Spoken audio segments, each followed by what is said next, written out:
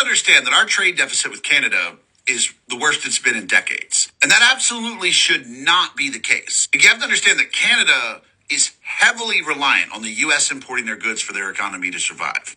So actually, Donald Trump's OPEC 2020 deal is responsible for increasing our trade deficit with Canada from $10 billion to $80 billion.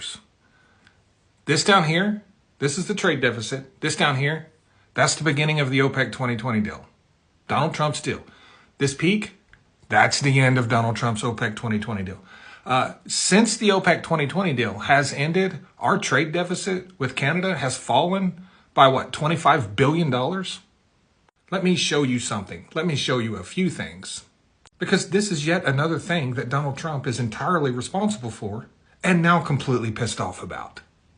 Now, if you don't remember the OPEC 2020 deal, that's when Donald Trump got with OPEC and Russia, and they agreed to a 2-year 10% production cut where they started off by taking 9.7 million barrels a day of oil off of the global market. This deal ended May the 1st of 2022. This is what happened during the deal with our trade deficit with Canada. This is what happened to our gas prices in the United States. Beginning of the OPEC 2020 deal, end of the OPEC 2020 deal, gas went from $2 to $5. This is what happened with inflation. Beginning of the OPEC 2020 deal, end of the OPEC 2020 deal. This is what happened with Canadian oil prices. In the first year of the OPEC 2020 deal, they doubled. In the second year of the OPEC 2020 deal, they went up by another 50% after they doubled. Our trade deficit with Canada is completely driven by oil imports and the price of those imports. If it wasn't for oil, the United States would actually have a $30 billion trade surplus with Canada. And to give you a little more history on how oil prices impact U.S.-Canada trade deficit, you see that big drop right there? That's the Great Recession.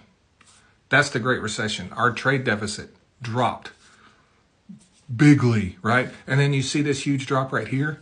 That's the oil crash of 2014 through 2016. At the time, it was the largest oil crash in history. Both of these events had huge oil crashes. Both of these events resulted in our trade deficit with Canada dropping sharply.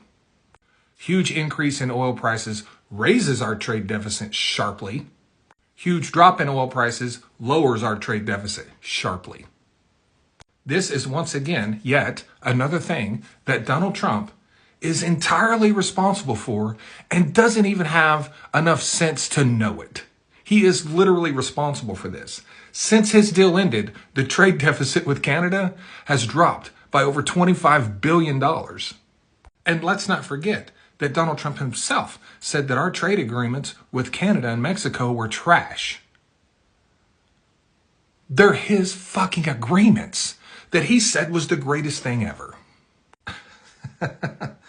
Look, folks, education is elevation, right? Thanks.